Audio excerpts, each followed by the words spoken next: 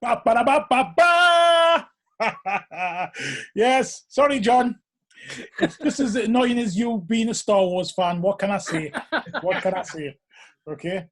For those who don't know, Star Wars is, as far as I'm concerned, gets no play in this house, as opposed to these two blooming Jedis or whatever they want to call themselves. I don't know what you call yourselves. Anyway, yes, we're back. It's the Vinyl Vandals, and we've got a special guest along to come and do his second part of his favourite five. Last time he was on, he did his UK, and this time he's come to do his USA. And I will tell you a little bit more about the Vinyl Vandals later, but from now, I'm going to point you down to my colleague below me, who's going to introduce himself. Oh, is it me? I'm to your left. I'm John. You know everything about me as well, so part of the Vinyl Vandals. And beside me, we've got James as well, so I'll let him do his stuff. Hello. Well, on your screen, I'm going to be next to Fred. So, yeah, or that way, whichever way Fred's looking, I don't know, but it's all good. Yeah, hi, I'm James Watson, live in Darlington, and I'm a executive director non-executive director at the Forum here, which is a music venue, plus a DJ. I'm not a great DJ, but I can keep the party going, and just love my tunes. There you go. Oh, go on, Fred. You're meant to be hosting this, man. Hey, I had a frog in me throat. Just, you know, give us some slack. Okay. You all, by now, hopefully, you know how this goes.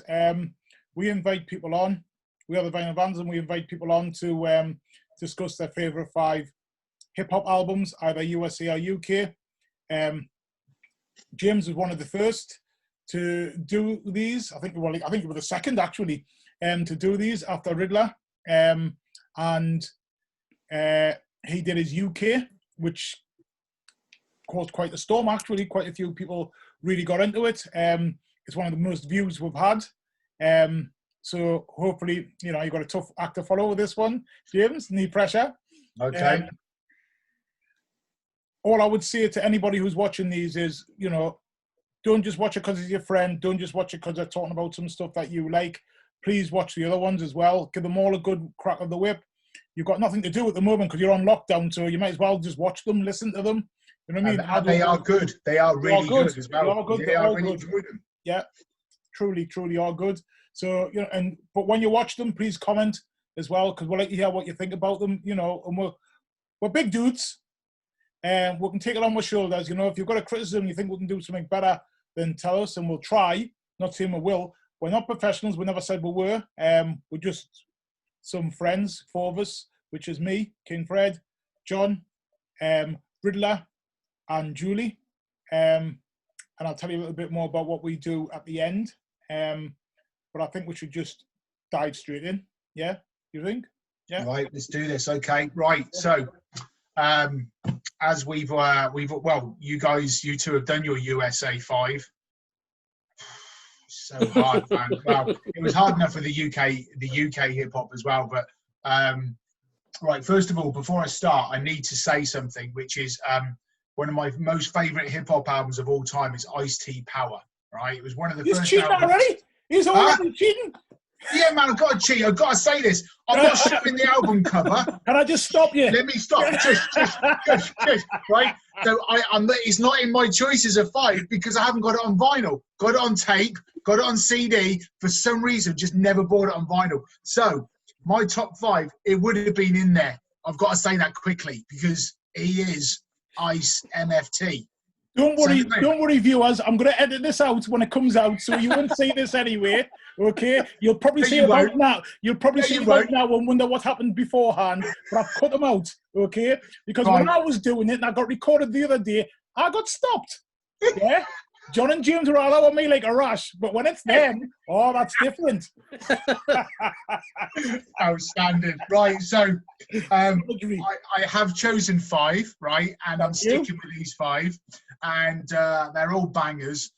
Now, I have left one right to the last one, and I am going to say that this is probably, even over Ice-T, right, even over Ice-T, this is probably one of the it probably is the best hip hop album I think of all time. Ooh, big statement. Big statement. Yeah, very much so. And I think it holds up even now, right? So the first four, I'm just going to crack on and I'm going to go straight in there. Now, yeah. The first one, I was bought by my mum, would you believe this, on tape. Probably because she knew I wanted it. So I got it and it was a Christmas present. And back then, it was a big thing when you get music, isn't it? You know what it's like. So it was a tape. So my first one is Young MC Stone Cold Rhyming. Okay? Absolutely. Tune after tune after tune. Now, I can drop some of these when DJing in Darlington or wherever I'm DJing, and you just know that they're going to go down well. The beats are there. Andre Young is so fast on some of his rapping. It's unbelievable. I absolutely love this album. Now, some people might think it's a bit poppy side. It could be quite charty.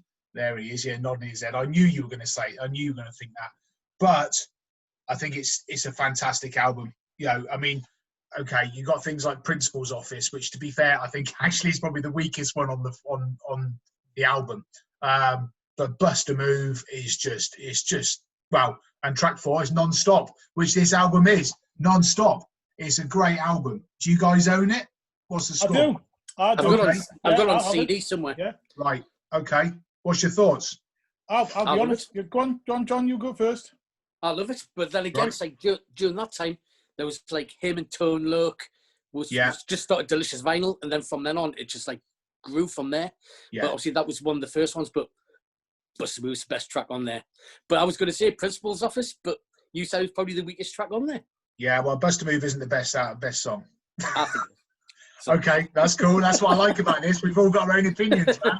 It's brilliant. So, Fred, tell me, because you're nodding your head here. What it is with me is, I think you buy something at the time because what I always remember about hip hop and stuff as well is, we've mentioned it before, keep going on about them, but Billy used to give us a lot of our music and stuff like that. But just like now, the age I am now, I still fiend for new music. Yeah. Yeah. I can't get the, probably my age and that, and the hip hop that I've grew to love doesn't really get produced anymore a lot of the time because a lot of the new dudes, like I've said this before, I'm not going to run my mouth at them. They've got what they've got and that they're over there and they can have that. I'm not going to run my mouth at it. If I don't like it, I just don't buy it and I just don't comment on it. I just move along. I'm not going to sit at the roadside being bitter. If you asked us and we were sitting talking like this, without the cameras on and all that, I might say, he's crap, cheese this, cheese that. I don't like this. That's just because I don't like it. But I'm not gonna be spiteful and throw stones at them at the same time. Do you know what I mean? Yeah. That's in their lane and they can stay in their lane as long as they don't try and come across. What I do hate is when they try and pimp some of the sort of like like calling stuff like hip hop and claiming to be this and claiming to be that when some of it is far from what I would class as hip hop personally. And I hate the way they sort of interchange and then they'll turn around. I've seen them get interviewed and say, I'm not a hip hop artist. I'm just an artist. Okay, if you're just an artist, okay, be an artist. But then it's funny how when you want to sell music, you'll be in the hip hop chart and you'll win hip hop awards, and that's what I don't like. Back to what you're talking about with that album. What I do like about that album is, in hindsight, it's a great thing. Yes, it was poppy, but we didn't always have a choice of what we could get because we were living up, especially us lot up in the northeast here. London didn't even get that much, but London got a lot more than we got. Yeah. So we just took what we could get and what we could hear. And sometimes it's because that's what was on the radio, because it was only on the pop radio and stuff like that. And I have fond memories of it.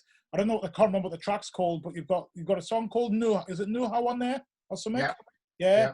You've got Bust a Move on there. Then you've got, what's that one where it's where he goes dead fast? It's a cappella. It's My the name fastest is rhyme. Fastest Rhyme. It's called Fastest Rhyme. Fastest Rhyme. There we go. Love it. Do you know what I mean? And it has a place, and I've said it before. I remember there was an argument in one of these hip hop forums on Facebook where they were going on about doing Scandalise Mine by Sugar Bear, saying it was terrible pop commercial rubbish, and I was like, shut your mouth. It's one of my favourite tracks of all time. I love it. Do you know what I mean? I don't care what anybody says. Same with like things like DJ Rock and Rob Bass or whatever you call it, It Takes Two. Yeah. It's mint. I think it's mint. I don't care what anybody says. It's a great beat. Great beat. Yeah. Great tune. Vanilla Ice is a great beat. Corey Tunes, but that's a great beat as far as I'm concerned. That Vanilla Ice Ice Baby is absolutely, forget the rap, just the beat itself. It's hard. Yeah. It's hard. Yeah, it is. Yeah, no, agree. I mean, I did like Rebel MC when he came out with Double Trouble. That wasn't my thing at all. But looking back on it now, thinking, yeah, fair play. You led the way. So yeah, I don't think this album. I don't think it was up there with Tone Loc. Maybe in America, I think it was a bit more commercial. Over here, it wasn't as commercial as Tone Loc. There's Wild Thing over here, and what was the other one he did? Funky Cold Medina. Yeah. Funky Cold Medina. Yeah, I mean they were massive hits, weren't they, worldwide? Where I think he had sort of like he had that little bit of a cheesiness to him, as in the pop side of it, but realistically, it wasn't as poppy as Tone Loc. It wasn't. I don't remember him being on top of the pops where Tone Loc probably was. Probably. Yeah, but I think it's an absolute cracking tune. One, because it's got history for me, and also because I think there's some just really good tunes. There's fast tunes. Roll with the Punches is nice and slow, and then complete opposite to that is what we said, where he's with the rhymes. I'm just like, as a kid, you have to rewind the tape to try and listen to it again because you're like, what on earth was that? I don't even think it hasn't even got the lyrics. I think sometimes on tape, I remember hip hop tapes being quite thick on the inlays. Yeah. And I remember, well, I've already mentioned it before, but Ice-T, the Iceberg album is, the third album he did. It came out and it was just massive. Yeah. It was photograph over photograph, and it was just like with loads to look at. And being a hip hop fan back then, absolutely loving that, because there was so much to, seep in. But at the moment, with this one on the vinyl, it's just literally as the back and the front. That's it. So but absolutely, it's a stone cold album. It's brilliant. Nice one. What's your favourite track on it? Know How, without a doubt. Know How. How can you not? It's got Shaft, and it just uses it so well. It really does, and it's one of those songs that I will drop on a regular basis. I mean, we've mentioned it before, you guys with your Seven Bridges, your mixes and stuff like that, and Sandy at Method Radio has asked, and I'm putting a mix together at the moment, an hour mix for Method Radio, and I've got a remix of Know How, which I'm dropping in there, and it's just absolutely outstanding, and I love it. It's a great song, fantastic album. Always reminds me, because that came out, and at the time, obviously, there was that one before that with LL Cool J, who had that sort of acapella, El Shabazz. Oh, yes, yeah. El Shabazz. No, you know that, John? El Shabazz? No. He just goes backwards and forwards, basically, El Shabazz. And it just, because it's acapella, and you never really used to hear that at the time. You know what I mean? It was only, like, for me, anyway, it was LL Cool J and Young MC that were doing that. Right, just stand up for me. I just think it was mint. Without the music being on it and just them, just the voices going like that, it was great. I think Young MC should have been so much bigger. I really do. It's a shame that, it's funny because we always mention this, and it always seems to be when I'm with you two on here as well, is the fact that it's always the debut album. Yeah. It's usually the debut album, apart from, when you two have gone into like fourth albums and stuff like that. But the debut album is usually the hit. That's the one which pulls you into that person. And I genuinely think that Young MC should have been so much bigger. They recently did a tour, didn't they? With some of the US people came over. I think Vanilla Ice was on it actually. Yeah. Salt and Pepper. And Young MC was on it. He was on that tour, and I saw a video of him on YouTube. And he's not young. He's piled a few pounds on, but to be fair, so have I over the years. So I'm not worried about that. But do you know what? He's still spitting the rhymes. He's still bang. He's got them out. I think when they came across, because we were laughing, saying, "Oh, you're going to go to it," and I was like, "I'm not going to that," and I was like, actually, I wouldn't have minded seeing like Salt and Pepper in that. No, exactly.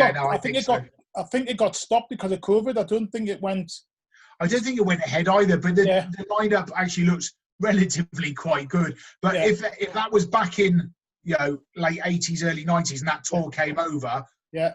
I don't know if I would have actually gone because it was a bit too cheesy. Yeah, same. Do you know what I mean? As and when I was. But now I'd go, yeah, go on, let's But just. you know what? As soon as the alarm bell goes off, the sirens go off, that COVID's gone, and they say they're coming. I'm in the front row, me. I'll be boogieing to Vinyl Life. I'm gonna be down there with you, Fred, man. Let's do it. Let's do it. So it was good fun. Yeah. So that's my first album. So nice one. Okay. Obviously we've done your hip hop history. Yeah. But just wanted to touch base with you a bit more about like the Darlington, your Darlington stuff, I know you mentioned it a bit the last time, but just don't know if you want to talk a bit more about that and how you got into that and, how hard is it to keep these things afloat these days, Okay, as in, what do you want to talk about, the forum or? The forum. The music forum. Okay, right, well, I moved up north to the northeast of Darlington in 2006. Yeah. And my kids were very young, and near us was the Darlington Arts Centre. The Arts Centre, unfortunately, we used it on a regular basis for, plays, and they had film on and, different art exhibitions and stuff. So we always took the kids over there. And in 2011, I think, late 2010, 2011, it was council run. Unfortunately, they were going to close it down. And something called Darlington for Culture came into play. And I went to the first meeting and I said to them, well, you should be using, this massive big room with all the chairs. I said, you should be show classic and cult films and do all this sort of thing. And they said, well, come back to the next meeting with an idea of what sort of things you would, what would you want to see? So I came back, and next thing I know, I've started Darlington Film Club. It's as simple as that, really. Yeah. And I was given Monday nights, and I was literally just do it. And like I said, 2011, so that was 9 years ago. The Arts Centre unfortunately closed, and the forum knocked on my door and said, look, this is started. People are coming to see the film club. Do you want to come to the forum? And I was like, yeah, why not? And we got funding for a new screen and projector, and it was good fun. And then not long after that, I did a Quadrophenia screening, and I had some of the cast and crew, and I had Eddie Pillett and Dean Rudland from Acid Jazz record label, the best record label ever. That's it. No more discussion. And they came up and they did a Q&A with the stars, and it was recorded for a podcast. And it was really good. And then from there, I've done some other events with Film Club, and then just things had just started to just gather momentum, really. And they asked if I would want to put become a non-executive director.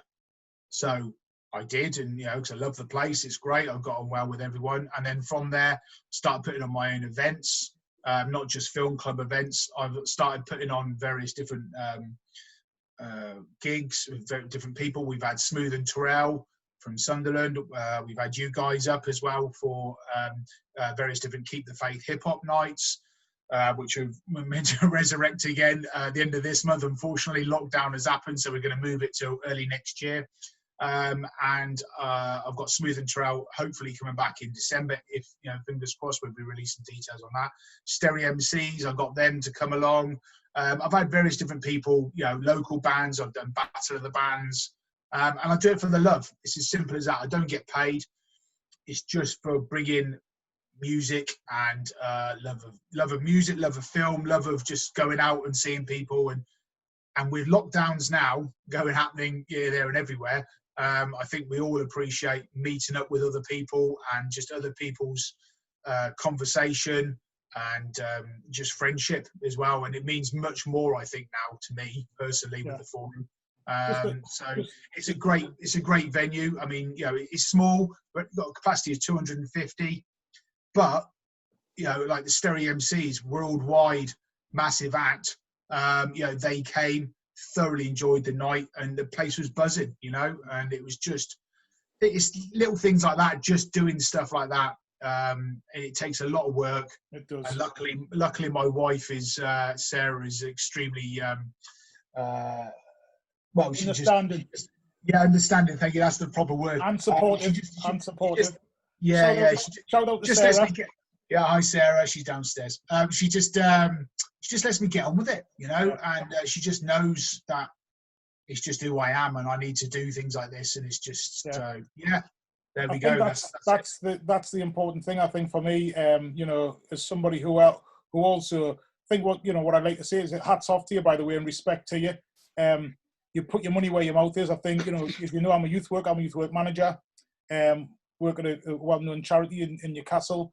And one of the things I always know is from me doing boxing, karate, to doing music stuff, to all kinds of stuff I've done over the years, and also my mum and dad, especially my dad, taking me to things like judo as a kid, football with the Scouts, football stuff with St. John's. I think it's easy for people just to scoop their kids in a car, drop them off, and then screech off and let somebody else who's a volunteer. Do you know what I mean? When I teach karate, I teach boxing, I don't get paid for it. I don't want to get paid. I've got a job. I do it because I love it, and somebody did it for me. Yeah. When I used to take my son to football, it was my friend who actually started the team. Shout out to Barry Mather. He used to run a football team. His son was on it. Same type of thing. You put his money where his mouth is. There's too many people will stand there, and when there's a riot, or when kids are smashing up the park, and they'll say there's nothing for the kids. And yes, the council should do more. I agree. Yes, the government should do more. I agree. But what are you doing about it as well? And I'm getting my soapbox here, but I really believe there's too many people who moan and complain, but aren't prepared to actually roll their sleeves up. So when you're doing Keep the Faith, when you're doing a forum, when you're doing Vinyl Vandals and those stuff, we're not getting paid. We do make mistakes. Get a method radio, all this stuff like that. And people are always having to go at Sandy, for instance. Oh, you didn't put me on the gig. Oh, this isn't happening. That's not right. Where's me, Mike? Where's this? Where's that? It's like you forget. We do it for now, and that's what people need to remember. You know what I mean? When John and Riddler had dashed away from the Baltic, the Sage, to dash across the sets up, and then people took the rock up there, prima donna performance, saying, "You haven't got this right. You haven't got that right. Where's me, Mike? Where's this?" It's like, well, hang on a second. We're just doing it because of the love of it, and people need to remember that. Sorry, I don't like it. It does need to be said, Yeah. No, fair play. I mean, that was one thing which annoyed me a little bit with. I think it was the first Keep the Faith one we did, and we were let down by a couple of people, weren't we? A lot of people. Yeah, a lot of people. And it was just there's no need for it because we weren't making any money. We were doing it because they had nowhere else to actually perform. Yeah. And there was at the time. There was, I don't know if Sandy was doing his stuff with the Sage or anything at that time because it was a while ago. He was doing stuff. I've worked with Sandy for probably about 20 years. So yes. Right, okay, fine. So they were doing stuff there, which is brilliant. But it was just trying to expand their horizons, not just doing Newcastle or Gateshead or whatever. Come down. Okay, it's only 45 minutes down the road, but hey, it's still Darlington. It's a different crowd. And trying to get people, to do it. And it was amazing how luckily we got people to fill in for the people who were letting themselves down. They let themselves down rather than letting us down. Yeah, they did. They let themselves down. There was people coming up to me saying, "I've rushed out and bought this CD by this artist and that one," and you know what I mean? Because or they sent me messages saying, "When you come down, when you bring their CDs, I've heard their stuff on YouTube. Have they got CDs? Will you bring them?" Yeah. And I'm like, yeah, we've got to Keep the Faith CDs. They're on there. And they wanted to get them signed off, the artists and stuff like that. I was gutted for them. Absolutely, genuinely gutted for those people that had turned thinking up. That they were going to be there. They were going to be there. But it is what it is. I think the people that I do as the ones that get on. It's as simple as that. No, fair play. You're do well, then I think with the one which we were meant to have in at the end of November, we've got Endham, who's from Darlington, ridiculously motivated. I've never, he's pushing himself, and he goes abroad to do videos, right? With Rob Irish, and between the two of them, they've got a fantastic album coming out in the start of December. And then we've got Shaq from Middlesbrough. He's just getting loads and loads of people watching his YouTube videos, and he's doing well. And he's been put onto BBC Introducing now. He's just a bloke on his own in Middlesbrough doing it for himself, and I was like, fair play to you, boy. You know what I mean? And then you got Noble Dan coming down from Newcastle, and he's coming down with a band. He's organised a full band to come down with him as well. So we've got Sold Out as well. So it's going to be a cracking night when it happens. So I can't wait for it, and I was absolutely gutted the fact that it was, I was worth the wait. It'll be worth the wait, and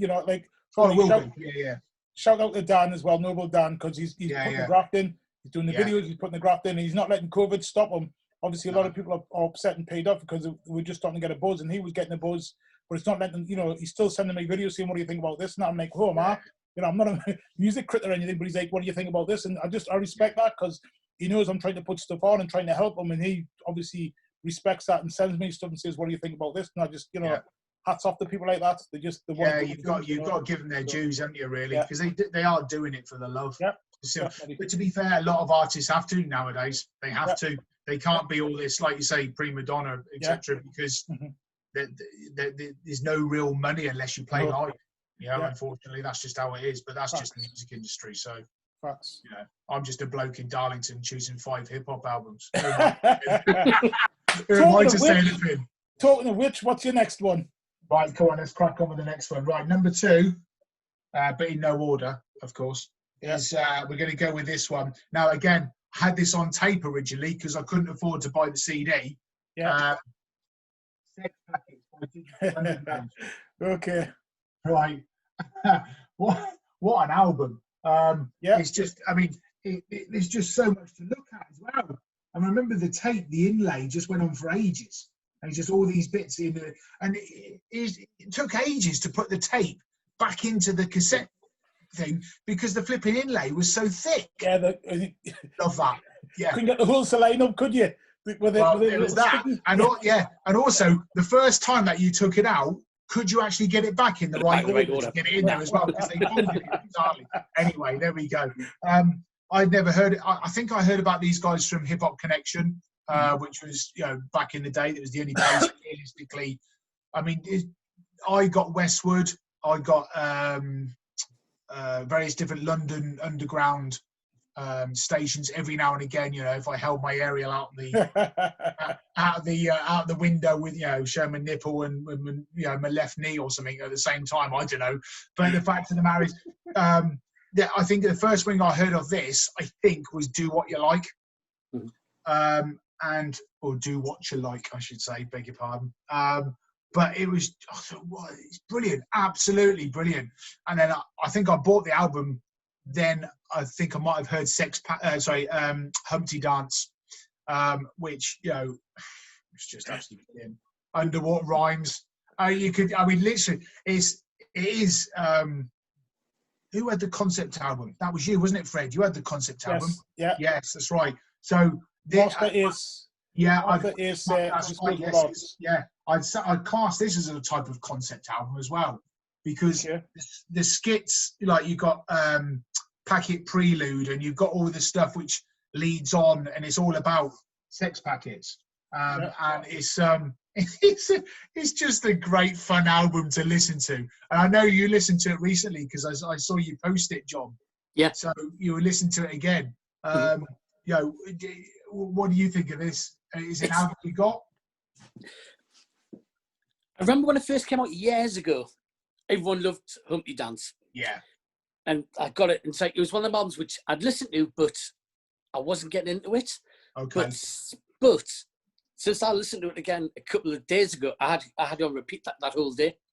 And I loved it. I forgot how good it was. Yeah. But I think it's like one of them ones, after a few years, it sounds better.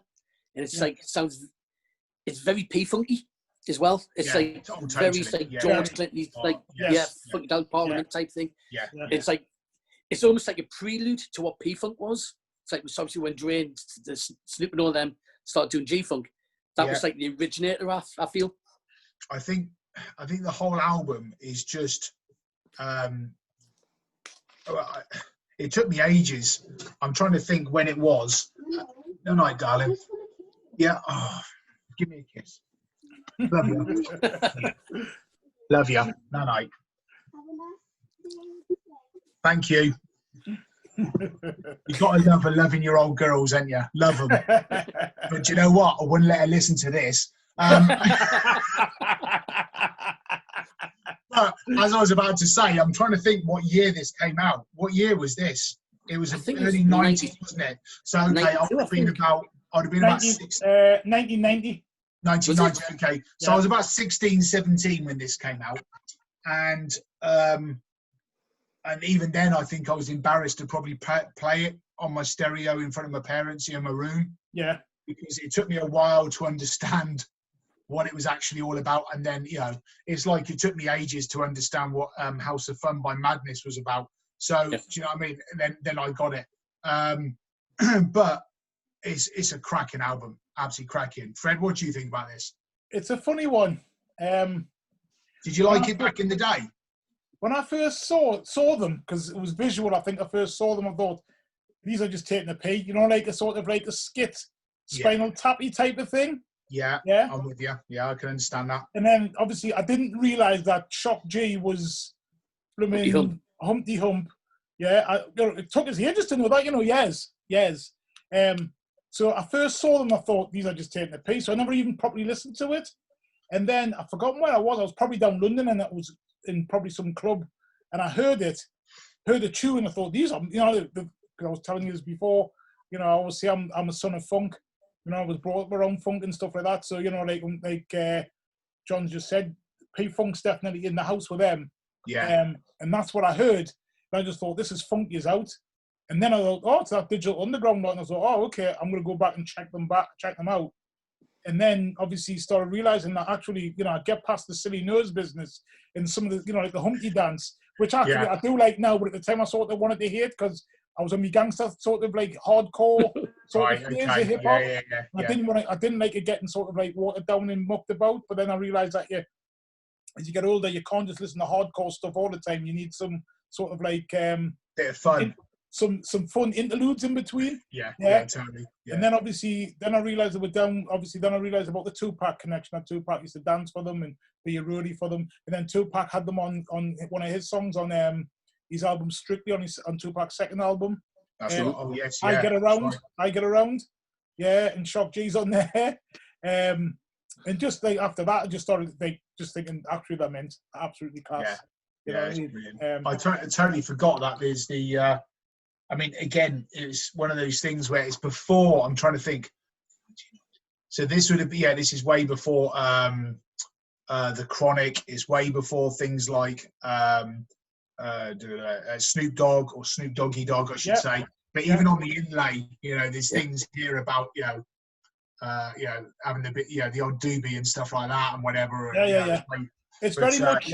It's got some cracking pictures on it, and to be fair, as a black and white pictures, they've actually been done really well. If you look at that one, I think they've really put a lot of effort into the whole concept of Six Package. I think. But I think also that you can see the definite, like one of these I think just said before, there obviously the P-Funk sort of George Clinton connection. When you see the nose and you see, I can't remember what it is. The guy that they have on Parliament and Funkadelic who dances on the speakers and that. You know what I mean? With the fur coats on and that type of stuff. There's that connection there. You can see that's where they're influenced from. It's definitely there. Oh, totally. Yeah, it's brilliant. Absolutely brilliant. Which one is it? Is it Underwater Rhymes? It's Flashlight, basically, isn't it? Oh, it's brilliant. It's absolutely fantastic. But it's the remix on the album, though, isn't it? What I like about it is the fact that it's divided. You know where we've what we were talking about the other day, and it was Takes a Nation of Millions, right? Mm-hmm. So there's a silver side and there's a black side. Yeah. First of all, I don't know why it's silver and why it's black. I don't, even to this day, right? I haven't got a clue. But what I like about it, on the back here, it says that it's the safe side, and then it's the sex side, and it's just like, I think it's hilarious. I think just the whole thing was funny. I've never really listened to anything after this. I'll be honest with you. This one, after that, I think I probably lost them. Yeah. I don't know what they're doing now or anything. I haven't really looked them up. Shock G still releases stuff. He's a producer. Yeah. Apparently, it's like Money B still does stuff. I know DJ Fuse does stuff as well. Okay. I bet most people from most albums are all still doing stuff. Yeah. But there's just so many people out there now that you can't keep up with everyone, So the last album they released was 2008, so it's not that long ago. Was that the Body Digital Underground? That's called Digital Underground's last album was released in 2008, and it was cause our DU party don't stop. Right. Okay. Because a Digital Underground party don't stop. Yeah. Right, I'm gonna have a listen. Yeah. See what you never know. It might be just an unheard gem of an album. I'm gonna check it out. You never know. Yeah, maybe not. Oh, I'm gonna check it out. But yeah, great album, Sex Packets. Yeah. Love it. So, what's your favourite song? Oh yeah, I've got to bring it back up again now. You know what? As much as I love, and I've got it on, I can drop this quite a lot as well. Humpty Dance is a great tune now. But you know what? I'm going to actually go with Freaks of the Industry. It's the first song of Sex Side. It's just a great song. I think Underwater Rhymes is very good, but it's a bit too slow. It's a bit, but it works. But that's the remix though, on the album. It is, yeah. Yes. The original version's a lot better and it's a lot faster as well. Ah, okay, right, fine. I only knew the album one, so but I'm going to go with Freaks of the Industry off that album. Okay, nice one. Yeah, there we go. Okay, shall we jump straight into your next choice? Yeah, let's just go for it straight away. Okay, so a lot of people probably would. I don't know. I think John would probably choose this album out of his. But a lot of people will probably go with Mama Would Knock You Out. But I'm going to go with 14 Shots. Yeah. LL Cool J. Right, so I've got a bit of a love-hate relationship with LL Cool J. I'm going to be honest with you. Most people have. Okay, so it was all right at the start. It came out, and then all of a sudden, it's this "I Need Love" crap, and I lost a bit of respect for the guy, to be honest with you. And then it's sort of, I didn't really follow him, and then this came out, and I was just like, oh my gosh, absolutely blinding album. And I think I wouldn't have bought it. I did buy it. I got it on tape eventually, but the first time I heard it is because I think I heard a couple of songs on radio, and then a friend got it, and I listened to their copy, and then I had to buy it. Yeah, I think it's great. And I also, what I like about this, it's a double album, first of all, which you didn't really sort of seem to get.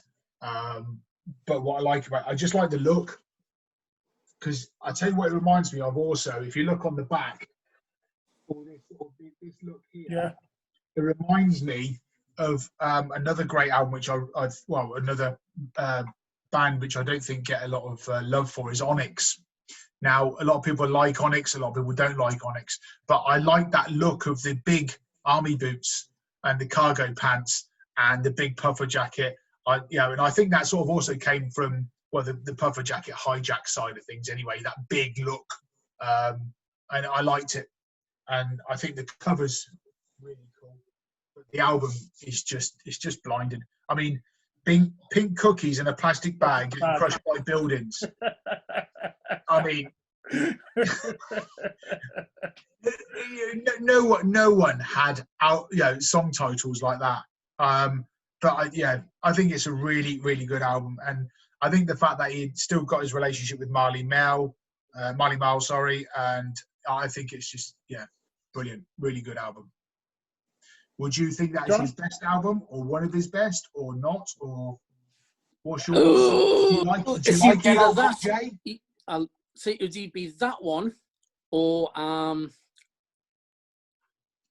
Said Knock You Out, but I'll go for that one. Yeah. Definitely. I mean, one of my favourite LL tracks, the first track, How I'm Coming, that's on it. Yeah. Oh, wow. Absolutely. In fact, all of it's like, you've pre-answered my question, my answer to your question. Right. Yeah. That is the best track on there, I think, personally. Yeah. Absolutely brilliant.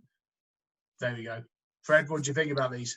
So, LL Cool J, when he first came out, that first album, Radio, I was just like, whew, what?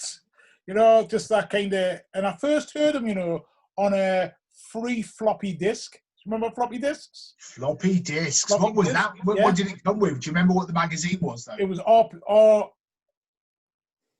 What was it called again? RPM. Okay, right, cool. Yeah. No, RM. Record Mirror. Was it Record Mirror? Record Mirror. Okay. The Record Mirror used to be like a tabloid. Then it went to a magazine type thing. Yes. Yeah. And when it went to a magazine, they had that on the front cover, and it had that on.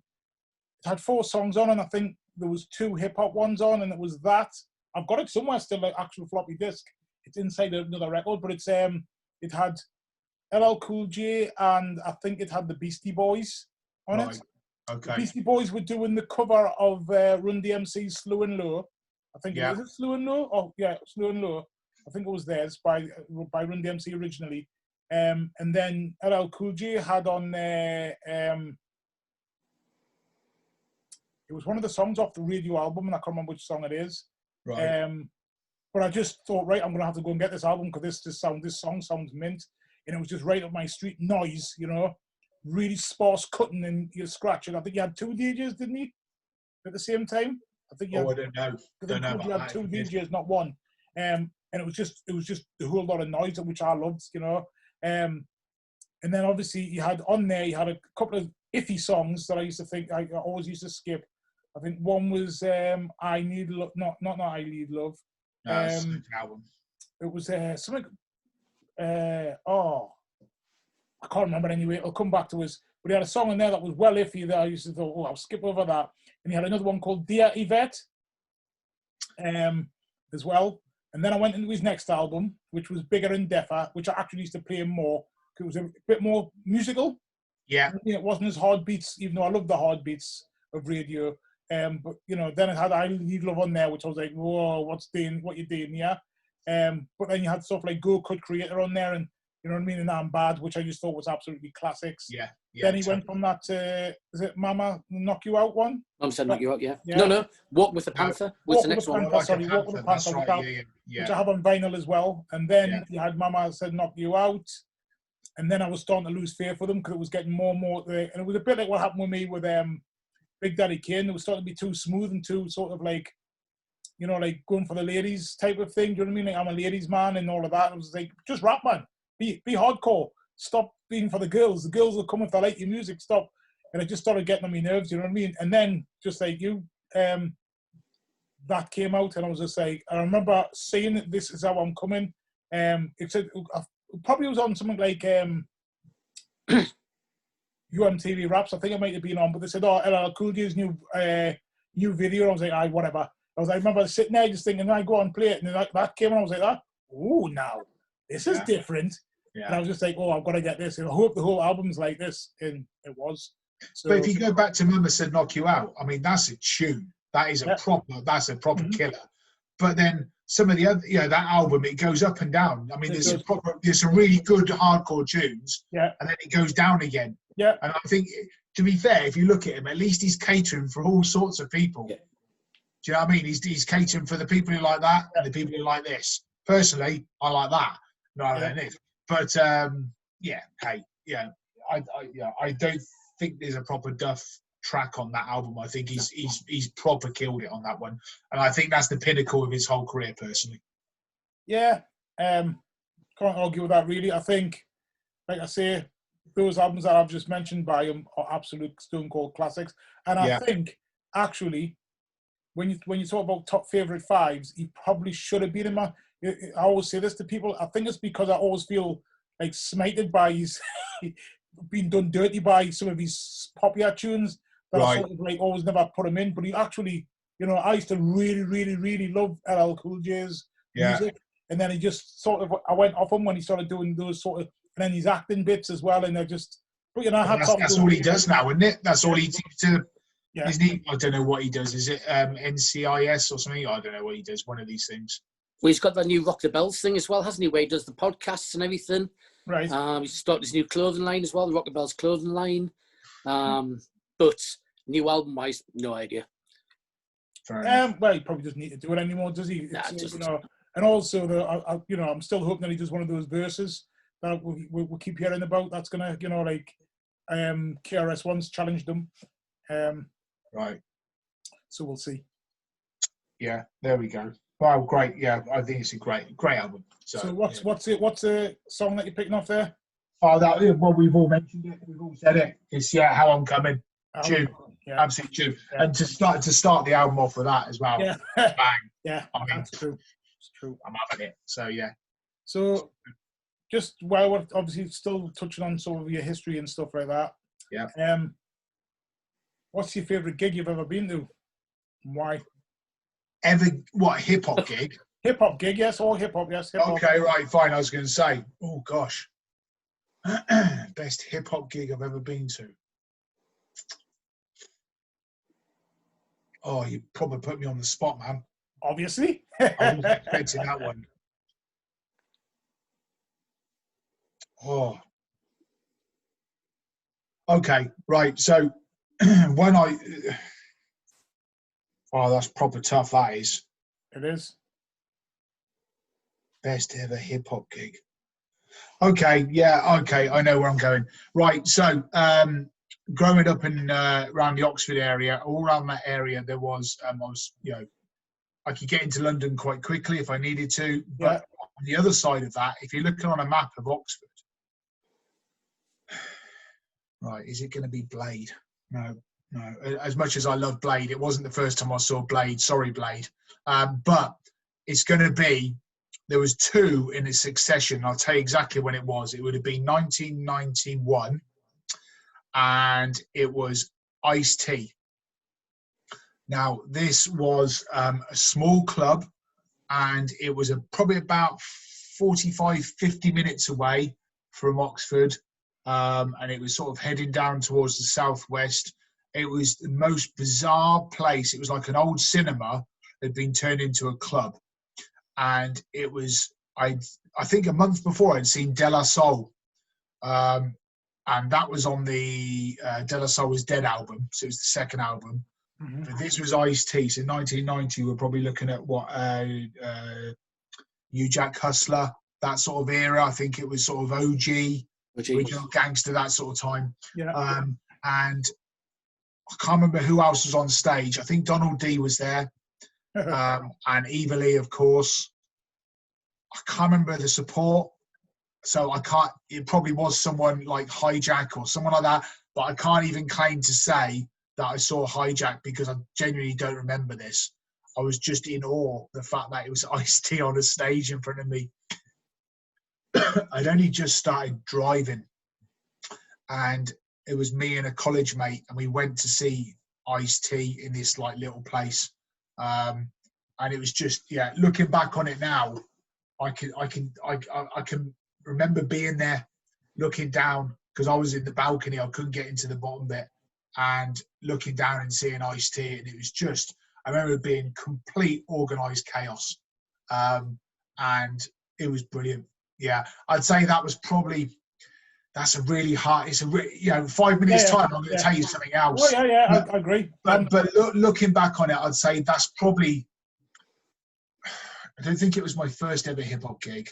No, because I'd seen De La Soul. I'd seen some local acts, and I'd seen. Yeah, no, I'm going to go with that. I'm going to go with Ice-T. It was a really important gig because it was him, and I was like 4 albums in, OG. That was his fourth album. So I think for me, that was a big thing seeing Ice-T at the time. Okay. So yeah, I'm going to go with that one. Nice one. Okay. There we go. Next one. Next album. Okay, right. So next album, very, very important album to me personally. I had this on. No, I didn't have this on tape. I've since bought it on CD because I wanted it for the car. This is before, of course, Spotify and Apple Music and stuff, so you can play anything you want, but so I've had to have it on CD. This, I think, is so underrated and should be in everyone's collection.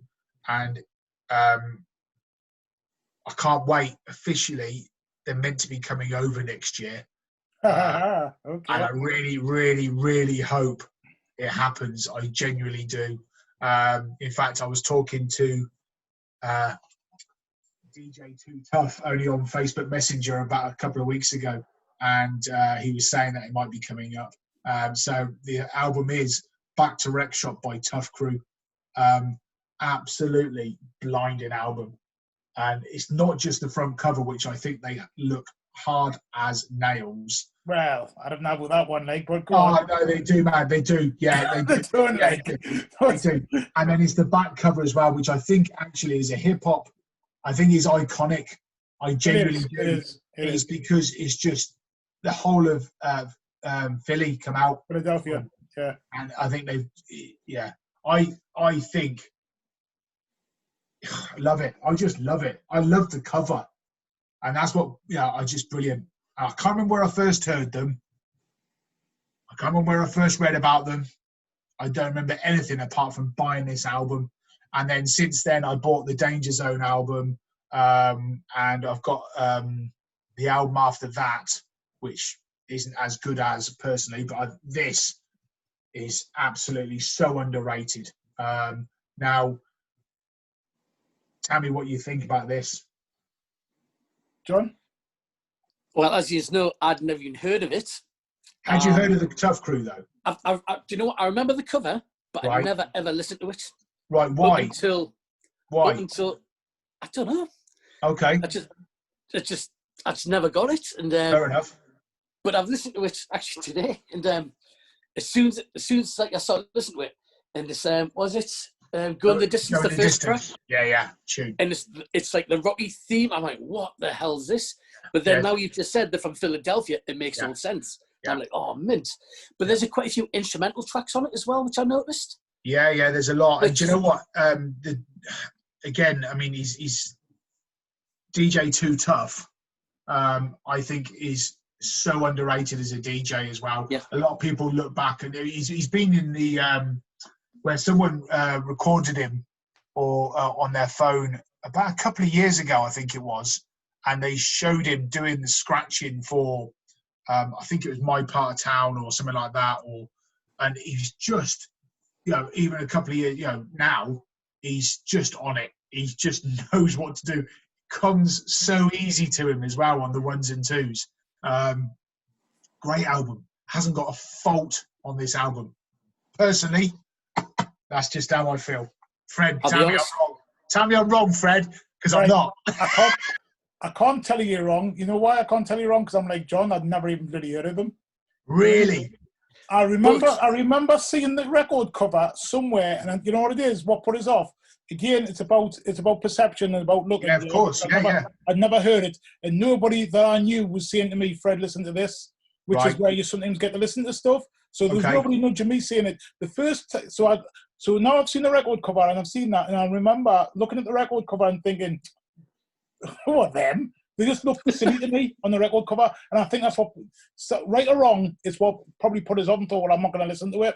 And I didn't know anything about them, and I don't remember actually even, going to anywhere like hip-hop jams and anyone ever playing it. I don't remember ever going to a hip-hop gig and them getting played. I don't remember it. But see, I'm surprised because My Part of Town was actually quite a big hit. You look at a lot of hip-hop compilations and stuff, that can easily be fitted onto loads of them. Maybe not. Okay. No, I'm not arguing with you. I'm just saying. It never came into my circle. The first time that anybody went on and on about them was Riddler. Shout out to Riddler, by the way, DJ Riddler. Shout out to him. He was going from when we started going to his 5 boroughs, and he was in played. I go, whoa, what's this? Never heard this before. And he goes, oh, it's Tough Crew. Not heard the Tough Crew before. Like I was stupid. Like you've just done. Like I genuinely can't. I can't believe that you haven't heard this. And genuinely. I was like, I've heard of them. I've heard the name, but I don't know anything about them. I can't tell you this song or that song. If someone played it in the car and I was sitting in the car or in a show somewhere and it came on, I couldn't say, oh, that's the Tough Crew. I wouldn't know. And then obviously I've Spotify and all those other musical things that you go and check it out. I've started checking it out and thinking, why have I missed this? This is some good stuff. But I probably need to buy it and listen to it. I've tried to look a couple of times, and when I've looked, it's been the albums have been quite expensive. Yeah, it can be. I've seen it quite expensive. Danger Zone is slightly cheaper. This one can be an original, and this can be worth quite a lot of money if it's in good nick. But I have also seen it every now and again where it's quite cheap. If I see it again, I'll share it with you. Yeah, please tell us. It's brilliant.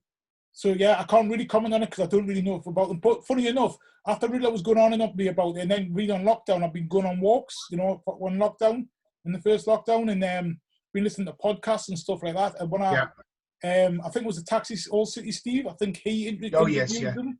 And I listened to it and I thought it was quite interesting listening to his, I think it was this All City Steve who interviewed them. Yeah, it was Too Tough was on it. Yes, yeah. Yeah, he's been mostly the most vocal of the band. Right. Yeah, keeping it going. Keeping it going. Yeah.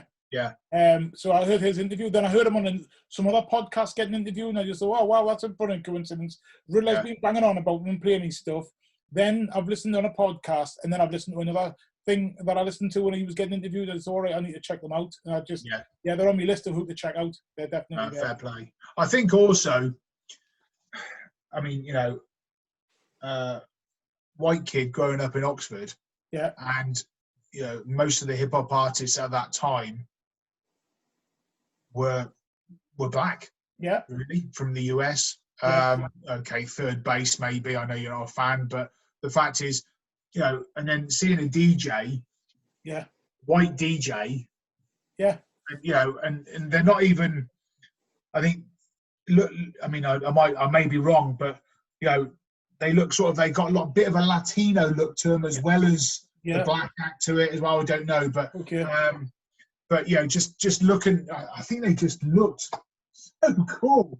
They really did. I mean, it's a great picture. It really is. And it looks like the Wanderers. Have you ever seen the Wanderers? The film The Wanderers. Yeah. Totally. It looks like a shot from the Wanderers. Yeah, it does. Yeah. It just captures that era. Yeah. Perfectly, I think. I think it's an absolute storm of an album. It really is, from start to finish. Love it. Absolutely love it. They're on me. Check it out. Check them out list. So I will check Brilliant. them out. Yeah. Do it. So I think you'll really enjoy it. So I'll be honest. When I listened to it today, I didn't skip it. I actually listened to every track, Yeah. which is not like me. I didn't skip through anything. Would I like them, John? Would I like them? Yeah, you will actually. Mm-hmm. Yeah. Okay. Like I said, the DJ, some scratching on it's really, really good. Look, I mean, look him up on YouTube now as well. DJ Too Tough. He's still got it, and they still get together to perform as well. They performed earlier this year at hip hop jams, and they always go down an absolute treat. Yeah. So yeah. So I was going to say, because I think in the interview he had said that he wasn't one of the original members either. At the start, maybe, I don't know, but he's on this. He's on Danger Zone as well. Right. He's on the next one. I don't know, but he seems like quite. I think he's had a bit of history with drugs and jail and stuff like that. Yeah. But he's definitely, what I like about him, he's very honest about it as well. Yeah.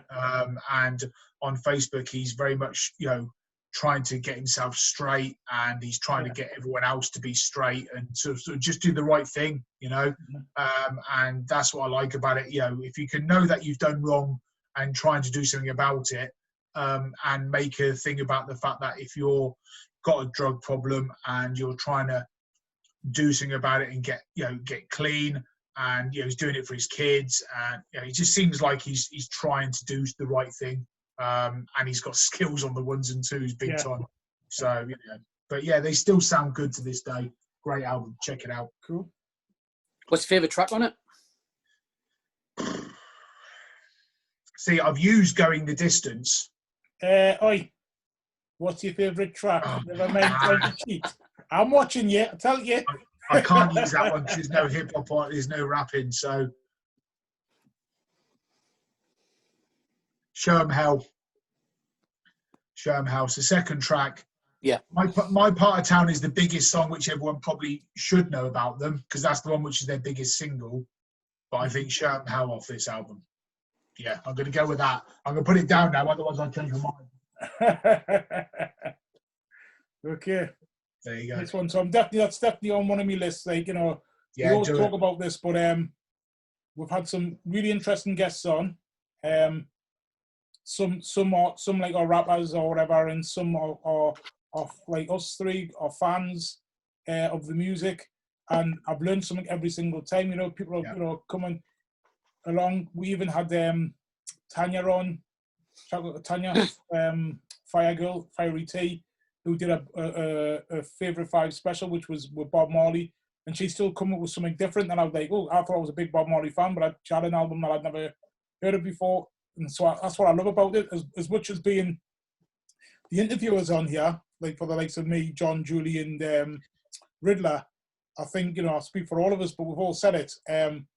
We're learning stuff all the time, or we're going and checking stuff out that was sort of skipped because we're like, didn't really like it at the time. It's changed my opinion because of like, I'm in a different space now, like, age-wise and just how I feel about life and stuff. So I'm checking out stuff that I skipped. The last thing I thought was not for me. And sitting down with the likes of yourself there, James, and you saying something like the Tough Crew, then Riddler saying that has made me think, well, actually, I've missed something here. I need to go and check it, which I probably never would have if we hadn't done this.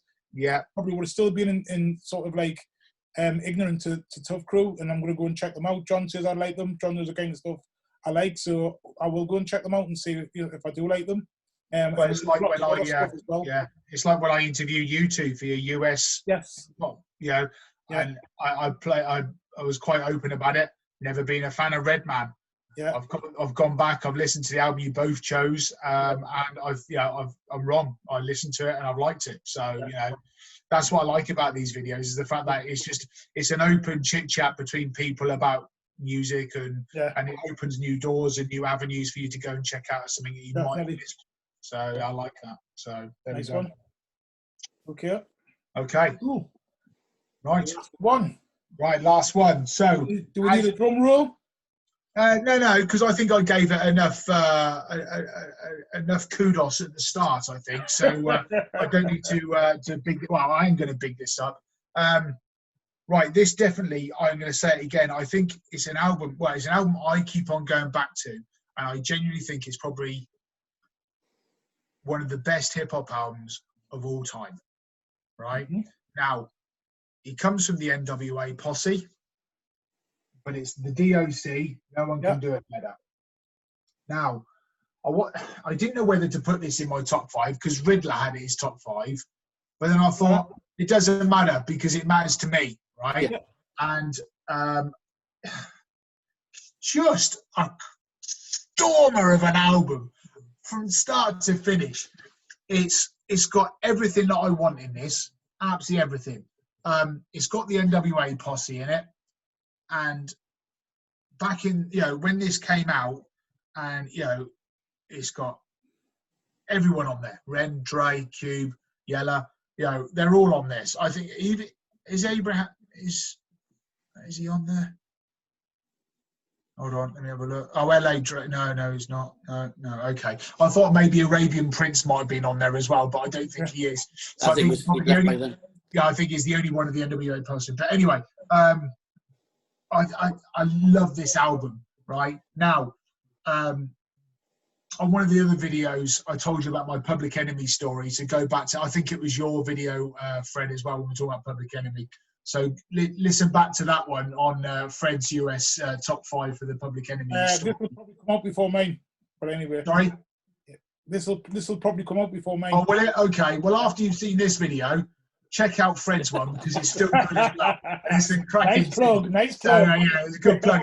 You've got a good video coming out after this one, I'll tell you. And, but anyway, one of my best friends who I've known since 1985, which is G, and big up to G, and we've been to quite a few gigs together and raves, and we've got all sorts of things, lots of history. And anyway, I think I was introduced to this by G actually, because we're both into the NWA and Eazy-E, and more NWA than Eazy-E for me personally on the albums. And then this came out, and it just had everything. It's so funky, it's unbelievable. The beats, and again, if this guy hadn't had the massive accident that he did and lost his vocal cords, I think he would have been absolutely massive. He's still writing to this day with Dre and Snoop and all those guys. I think he's done stuff with Eminem as well, maybe. He's done it for loads of people. The list is endless with this bloke.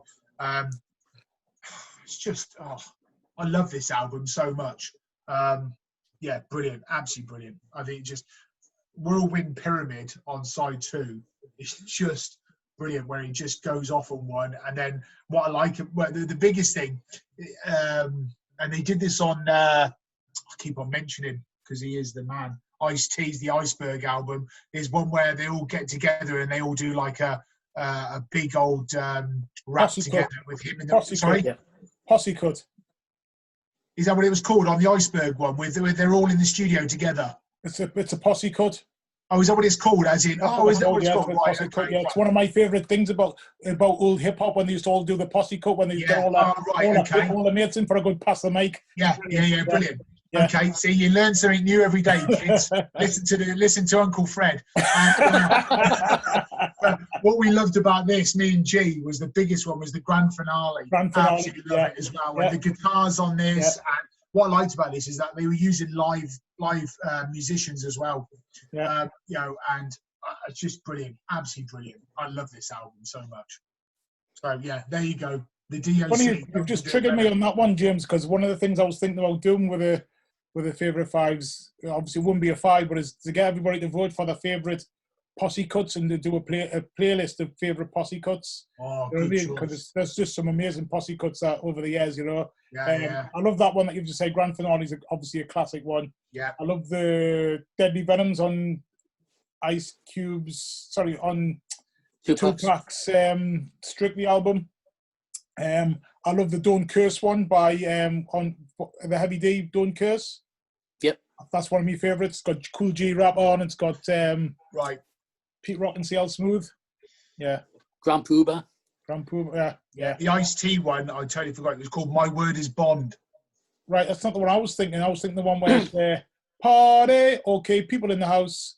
Yeah, that's the one. Isn't that the one? Oh, maybe that's what it's called. I don't know. I don't even know what the name is. Yeah, that's the one I'm thinking of. Yeah. It's got an early Everlast on it with long hair on the video. Yeah, no, it's that one. It's My Word Is Bond. Yeah, I've just listened. Yeah, I've listened to stuff. It's brilliant, absolutely brilliant. So yeah, there you go. Nat the Cat.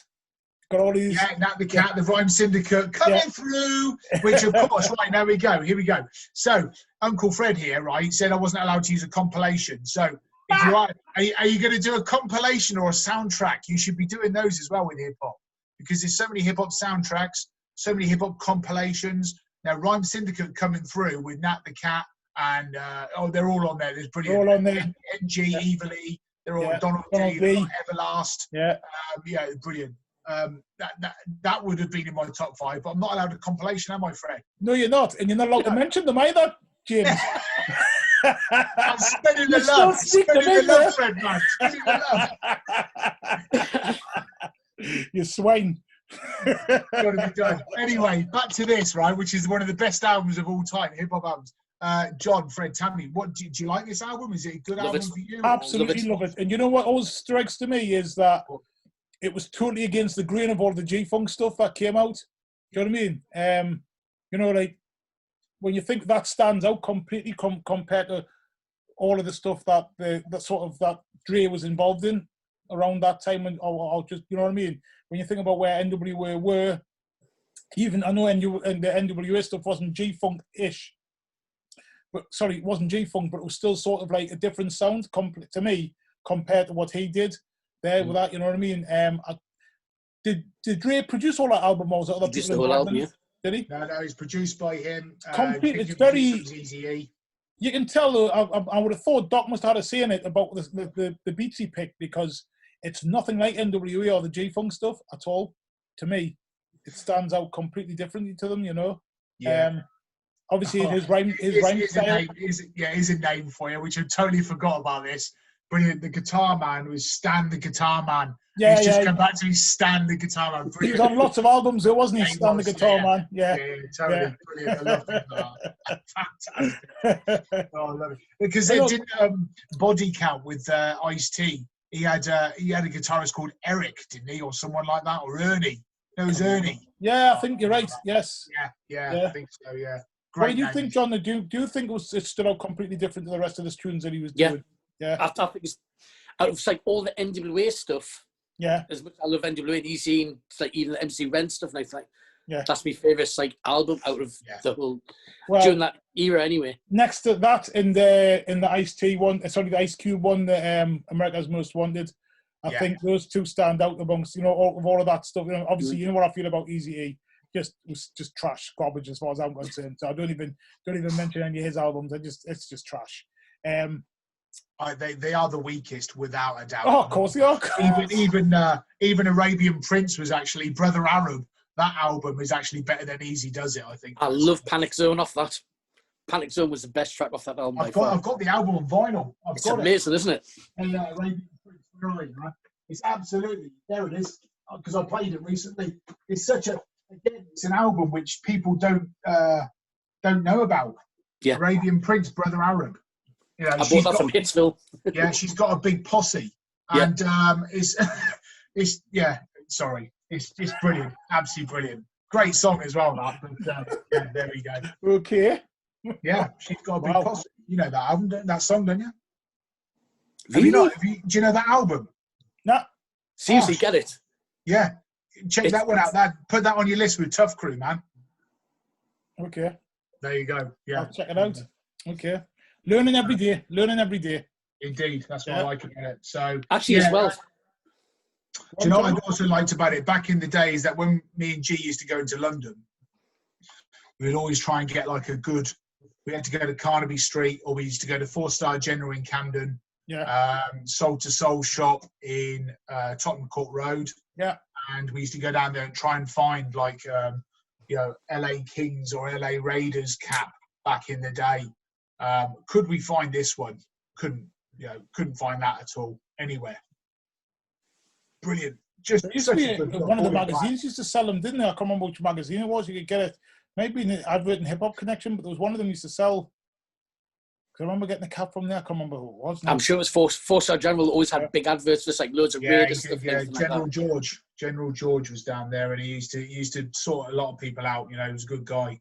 So absolutely, class album, absolutely class. Have you listened to his other albums? Right. So the second album I think was called Helter Skelter, if I'm right. Yeah. Terrible. Now, it's a real shame because the beats are there. Yeah. But it was, I think I'm right in saying, it was a car accident he had, wasn't it? Yeah, smashed his windpipe. Yeah, and he had operation and stuff like that, but it hadn't worked properly. And he did Helter Skelter. I did buy it on CD to have a listen to. Yeah. Unfortunately, it was a shame because it was a waste of money. It wasn't. The beats were there. It doesn't matter how many guests he got in or tried to do something with it. It just didn't work. Unfortunately. So I think that's why he's stuck with his being in the background and writing the songs. And there's more money in that way. It just felt to me as though it was just a cash in. Oh, the Docs brought a second album out. We'll get it out, and people will buy it. Because there's no way in a million years he could have been happy with that album, and I think his mates would have known that too. You know what I mean? It was terrible. No disrespect to him, but it was terrible. And also, it's like I sent you a couple of tracks of it. Actually, Fred, there was a third album called Juice, which was released in 2003. I've heard some of it. He's not even on any of the tracks. I think he's on about 4 tracks.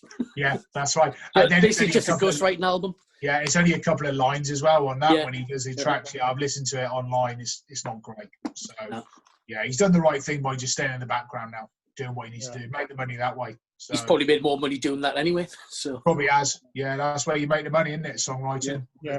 But to be fair, what a legacy this album is, though. Do you know what I mean? The fact that looking back on it, and you clearly stated it. Doesn't get mentioned much though. No, totally underrated. I think. Yeah, I really do. But Riddler chose it. I chose it, and I think that's good enough for me. I'm happy with that. Mm-hmm. To me, it means a lot anyway because it's sort of something that me and G grew up with and we love. But also, it's just a great album. So there you go. That is the number 1 album. Nice one. I can't argue with that. Can't argue with it. There you go. It's a good choice. It's one of those ones I probably even forget about from quite a bit as well. I haven't got it on vinyl. I've got it on CD. It's a damn good album, as far as I'm concerned. And I'm sure, obviously, I know John agrees as well. But it's one of those ones I do tend to forget. To be honest, I don't play it that much. I probably should play it more. Because when you play it, you're thinking, why don't I play this? John? Do you know what we've forgotten? What's your favourite track off it? Yes. Oh, yeah. I was just so caught up with it all.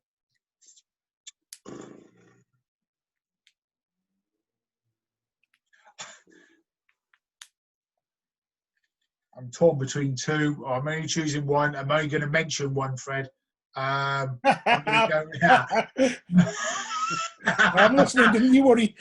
I'm going to go with. Do you know? I'm going to go with It's Funky Enough. Track 1, side 1. Yeah. It just brings you straight into the album, and it's just absolutely fantastic. Yeah. Yeah, and looking back on the back as well. With the, That Jordan shell suit was amazing. Jordan shell suit. Yeah, Man. come out, man. Oh, come on, it looks cool. It No, it looks doesn't. I cool. like the chain, like, you know, bit of old gold. Like a bit of old gold. But you can stuff the Jordan rubbish. Do you know what? I wouldn't wear the chain. It wouldn't suit me. Gold doesn't suit me. The chain, man, that's wicked, that, man. Bit of that. It's a big With the one. red, gold, and green on it. Yeah. Yeah, it's good. Yeah, he's got a good look, man. He's a good looking boy. Good looking man, wasn't he? Yeah. I mean, he's got it, and yeah, fair play to him. And he wasn't from LA either. He was from Dallas, wasn't he? Texas, yeah. Yeah. Is Dallas. that right? Okay. Yeah. He's The not, Texan. Okay. yeah, that's probably another reason why he doesn't sound like them, you know. Yeah. He's Interesting. Snoop's cousin. I don't know, but Dre got in touch with them because it was when they were going to do Straight Outta Compton album. Yeah. He was going to write some tracks for it, and who he knew from college, and he came from Dallas. So that's how he got to know him. Okay. But you may be related to somebody.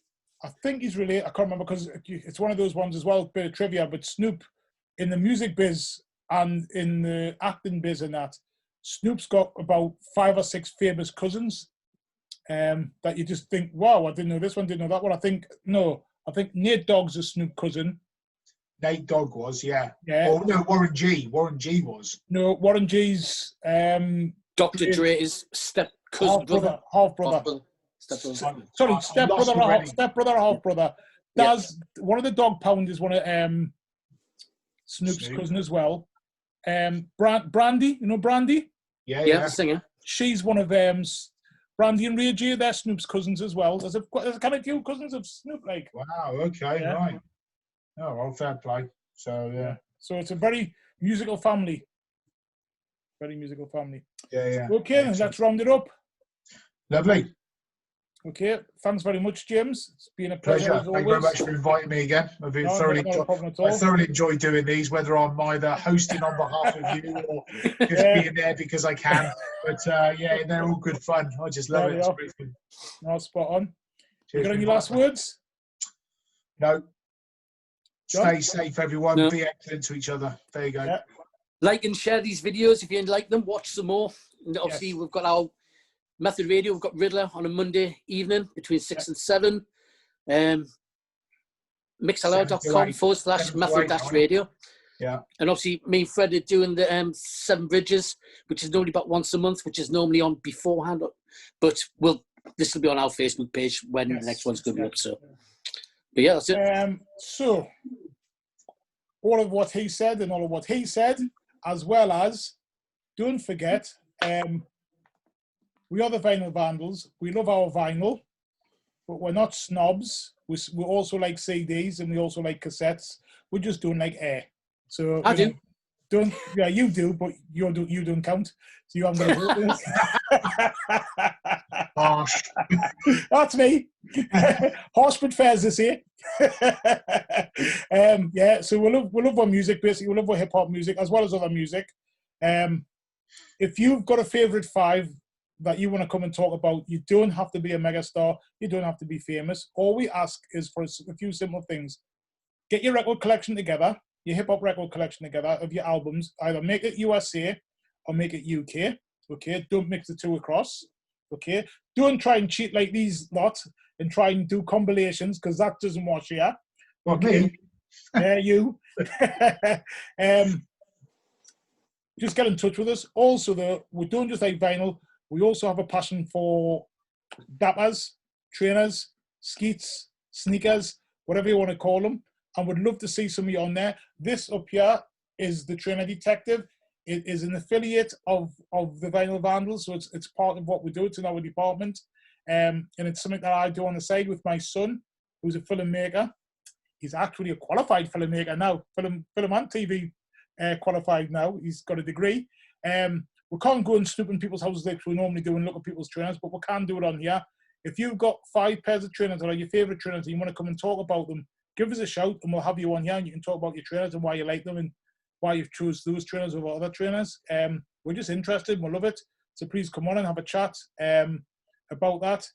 Please, please, please, as John said, if you like what you see comment and tell us what you like. If you don't like what you see, please comment. Be nice. We don't want people to be swearing and being nasty and stuff. Constructive criticism we can take. If you're just being a bell end, we'll just delete you. All right? So yeah, please comment. Like John said, every Monday night, 7 till 8, DJ Riddlers on the 1s and 2s on Method Radio. And then once a month, me and John do the 7 bridges even. 7 bridges, yeah. And James is going to make his debut soon on Method Radio, so we'll look forward to hearing that as well. Get involved, people. Get involved. If you've got a radio show, get in touch with Sandy, and I'm sure he'll talk to you about that as well. Apart from that, it's good night from me. Bye. Peace. Bye. Take care.